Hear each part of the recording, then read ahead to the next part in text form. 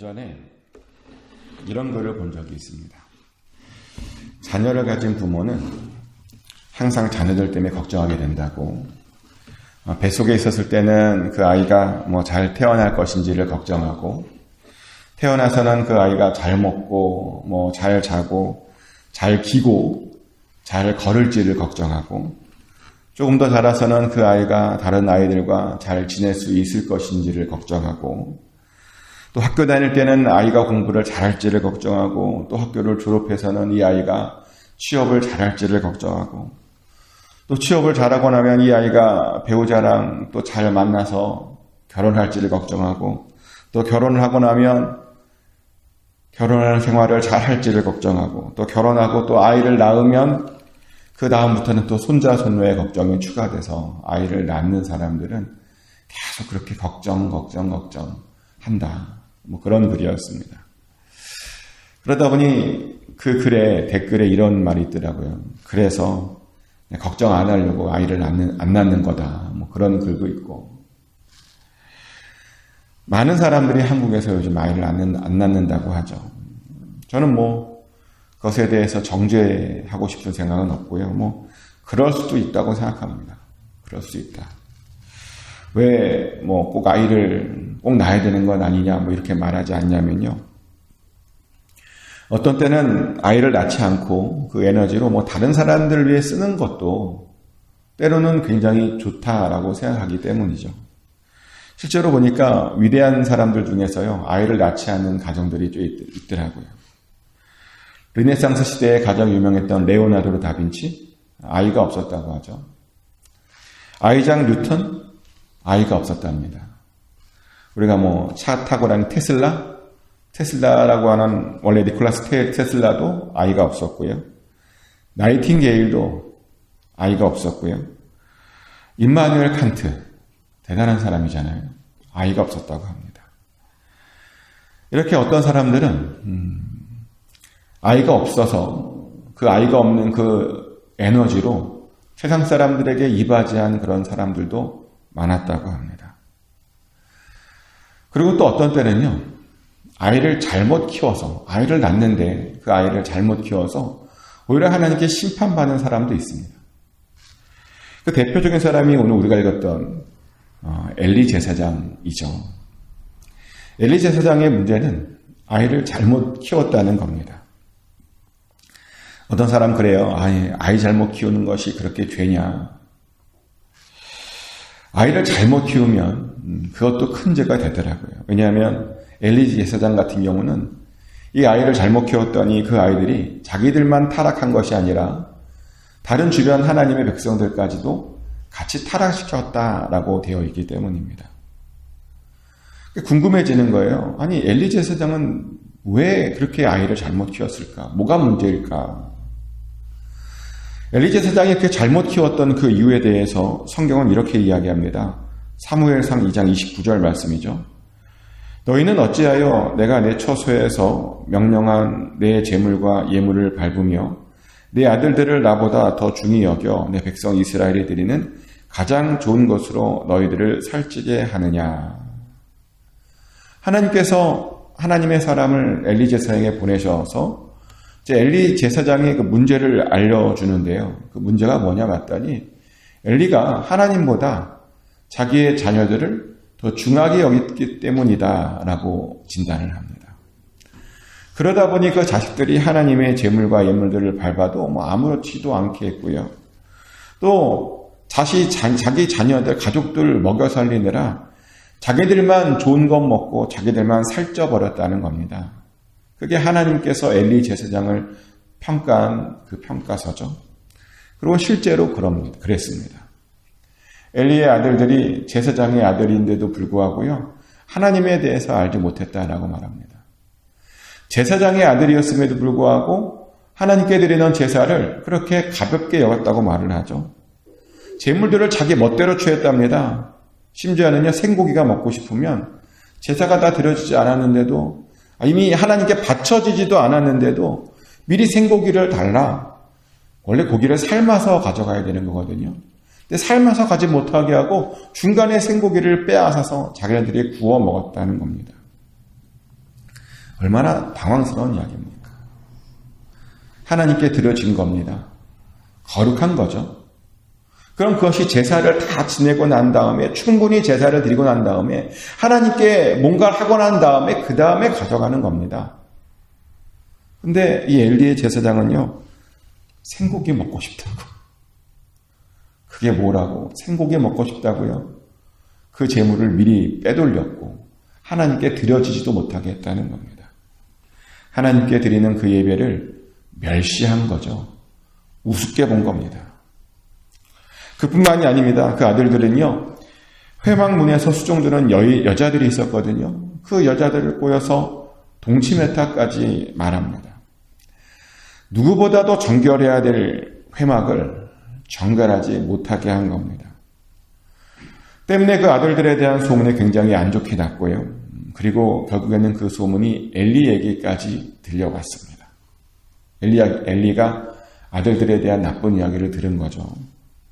자, 그럼 뭘 해야 될까요? 그런 아들들의 악행을 들었잖아요. 그럼 뭘 하면 좋을까요? 엘리는. 여러분들이라면 여러분의 자녀가 안 좋은 일을 하고 다닌다라고 하면 어떻게 할 것 같으십니까? 혼을 내야 합니다. 제대로 혼을 내야 합니다. 두 번 다시 그렇게 하지 못하도록요, 완전히 혼을 내야 하는 겁니다. 근데 당황스럽게도 엘리는요, 혼을 내지 않아요. 그냥 이렇게 말하고 끝입니다. 사무엘상 2장 23절 24절 말씀이죠. 그들에게 이르되 너희가 어찌하여 이런 일을 하느냐? 내가 너희의 악행을 이 모든 백성에게서 듣노라. 내 아들들아 그리하지 말라. 내게 들리는 소문이 좋지 아니하니라. 너희가 여호와의 백성으로 범죄하게 하는도다. 라고 끝내버립니다. 이제 그러지 말라는 거죠. 들리는 소문이 좋지 못하다라고 말하고요. 지금 그들이 하나님의 백성으로 하여금 범죄하게 하고 있다라고 경고했습니다. 하나님께 범죄하면 아무도 그들을 말려줄 사람이 없다라고 이야기해줬습니다. 어떤 사람들은 이 말을 보고 아유 엘리도 자식을 잘 혼냈네 라고 말하기도 합니다.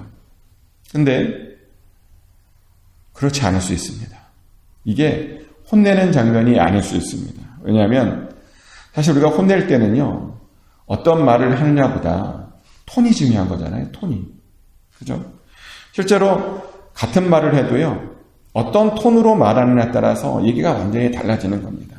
예를 들어서 그러지 마라고 하는 것과 그러지 마라고 하는 그런 것은 굉장히 큰 차이가 있죠. 같이 그러지 마인데 어떤 톤으로 말하느냐에 따라서 그게 그냥 가볍게 지나가는 말일 수도 있고요. 아니면 정말 혼내는 말이 될 수도 있죠. 그런데 이 엘리의 톤은요, 이런 말을 했는데도 불구하고 엘리의 톤은 그렇게 강하게 혼냈던 톤이 아니었던 것 같습니다. 왜냐하면 그런 말을 들었으면 아들들이 좀 움찔해야 되잖아요. 아버지가 화를 냈고 혼을 냈으면 뭔가 좀 해야 될 것 같은데, 아니 아버지가 이런 말을 했음에도 불구하고 아들들이 여전히 말을 듣지 않았다고 되어 있죠. 2장 25절 말씀입니다. 사람이 사람에게 범죄하면 하나님이 심판하려니와 만일 사람이 여호와께 범죄하면 누가 그를 위하여 간구하겠느냐 하되 그들이 자기 아버지의 말을 듣지 아니하였으니. 뭐라고요? 아버지가 그렇게 말을 했는데 듣지 않았다는 겁니다. 그런 말을 듣고도 자기들의 잘못을 전혀 깨닫지 못했다는 겁니다. 그런데요, 자녀를 혼냈는데 그 자녀가 잘못을 깨닫지 못하면 그것은 사실 혼낸 것이 아닙니다.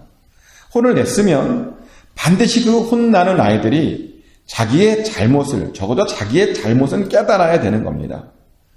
내가 뭘 잘못했구나, 나의 문제가 뭐구나 라고 반드시 알아야 되는 겁니다.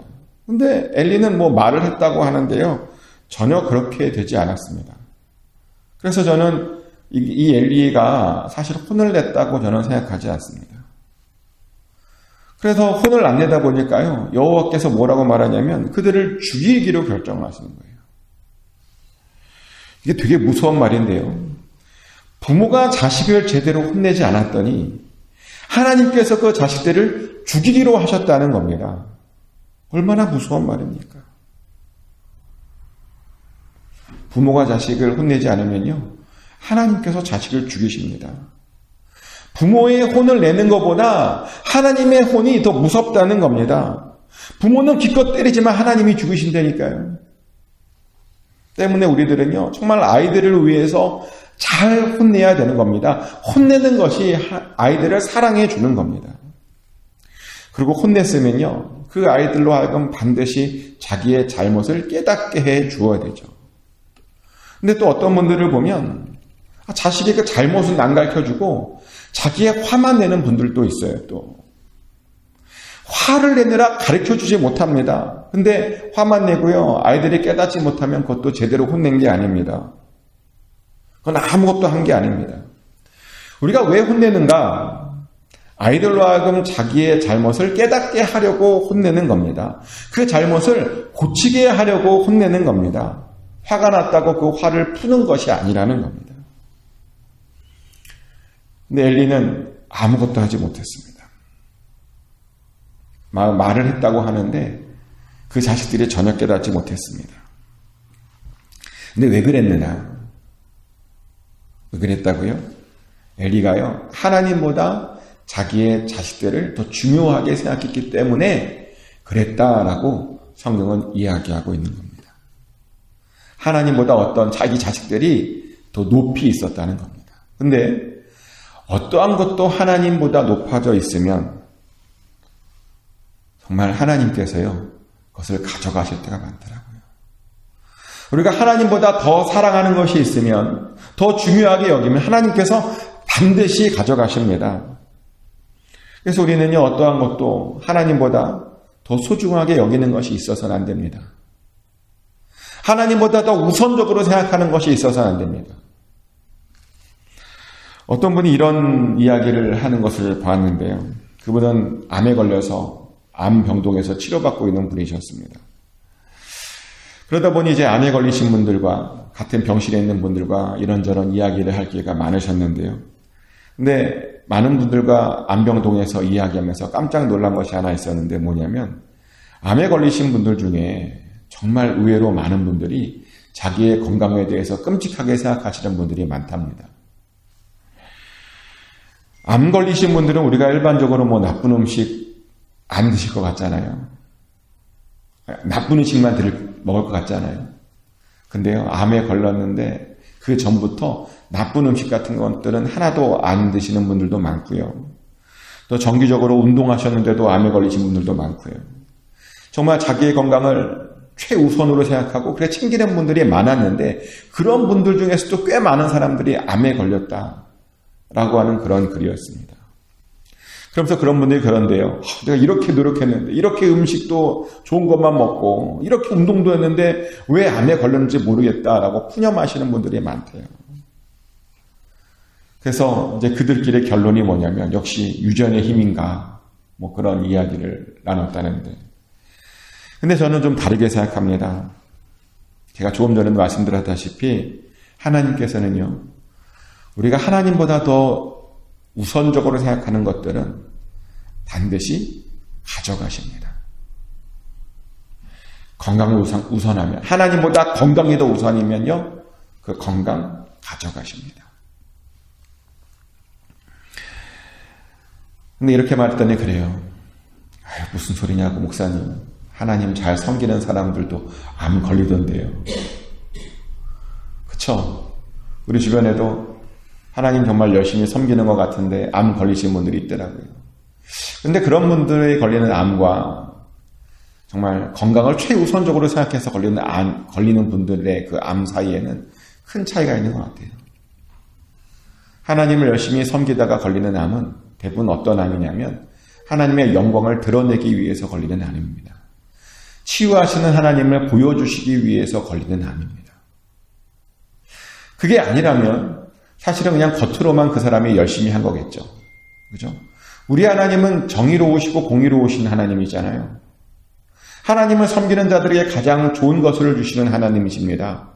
그냥 허투루 그렇게 막 하시는 분이 아니십니다. 뭔가 걸렸다면 그것이 하나님의 영광을 위해서든지, 아니면 그것이 그냥 겉으로만 하나님을 열심히 섬긴 거겠죠. 우리가 주변에 그런 사람 많지 않나요? 뭔가 열심히 하는데 이렇게 가만히 보면 다 자기 일의 이익을 따라 열심히 하는 분들. 교회에서도요, 열심히 하긴 하는데 자기의 이익을 따라 사는 분들이 많습니다. 그런 분들이겠죠. 우리 하나님이 얼마나 정확한 분이신데요. 그래서 우리는요, 어떠한 것도 하나님보다 높이 두어서는 안 됩니다. 하나님보다 어떠한 것도 하나님보다 더 소중하게 여겨서는 안 됩니다. 그래서 저도 항상 주의해요. 하나님보다 절대로 더 높이 두지 말자. 하나님보다 절대로 더 소중한 것들을 만들지 말자. 하나님께서 포기하라고 하면 언제든지 포기하자. 라고 제가 항상 결단합니다. 하나님이 원하시면요, 그 즉시 포기합니다. 실제로 그렇게 살고 있어요. 제가 받았던 학위, 하나님께서 내려놓으라고 해서요, 내려놓습니다. 제가 갖고 있는 특권, 목사들이 특권이 많아요. 다 내려놓습니다. 섬김 받는 위치에 있으려고 하지 않고요, 섬기는 자리에 있으려고 합니다. 교회를 돌아보며 안 하는 것들 제가 합니다. 누구한테 시키지 않으려고 하고요, 제가 합니다. 어떻게 하면 다른 사람들이 섬길 수 있을까 늘 고민하고, 어떻게 하면 낮은 위치에 가 있을까 늘 고민합니다. 그렇게 포기합니다. 제가 가지고 있는 것들을 포기하려고 노력을 합니다. 근데 그렇게 살았더니요, 하나님께서 놀라운 복을 주세요. 지금까지 하나님께서 저를 선하게 인도해 주셨고요, 정말 많은 좋은 사람들을 만나게 해주셨습니다. 얼마나 포기했더니 얼마나 큰 복을 누리고 살고 있는지 모릅니다. 포기했더니요, 하나님께서 다 채워주셨다는 겁니다. 근데 하나님은 언제나 그러십니다. 우리가 포기하는 것을 보고 그 포기를 통해서 더 큰 복으로 허락해 주신다는 겁니다. 아니, 아브라함에게도 그런 거 아닙니까? 아브라함이 그 아들을 포기하려고 했잖아요. 사실 거의 포기한 거죠. 자식을 죽이려고 했으니까. 근데 그렇게 포기하려고 했더니 하나님께서요, 어마어마한 복을 주시더라고요.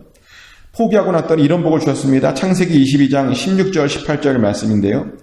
이르시되 여호와께서 이르시기를 내가 나를 가리켜 맹세하노니 내가 이같이 행하여 내 아들 내 독자도 아끼지 아니하였은즉 내가 네게 큰 복을 주고 내 씨가 크게 번성하여 하늘의 별과 같고 바닷가의 모래와 같게 하리니 내 씨가 그 대적의 성문을 차지하리라. 또 내 씨로 말미암아 천하 만민이 복을 받으리니 이는 내가 나의 말을 준행하였음이니라 하셨다 하니라. 아멘.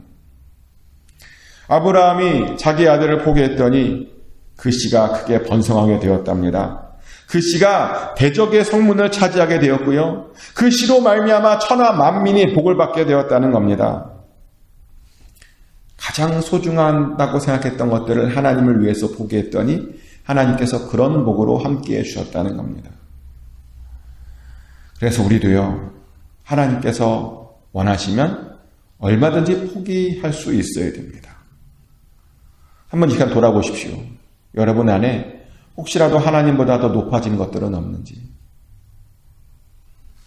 혹시 돈이 높아져 있지는 않은지, 혹시 나의 취미생활이 더 높아져 있지는 않은지, 나의 자식이 높아져 있지 않고 혹시 나의 가정이 하나님보다 지금 현재 높아져 있지는 않은지 점검해 보셔야 됩니다. 근데 어떠한 것도요, 하나님보다 더 높아져 있으면 안 되는 겁니다. 항상 하나님께서 높아져 있어야 되는 겁니다. 축복하는 것은 항상 하나님만 높이심으로 하나님의 복을 받으시며 사시길 축복합니다.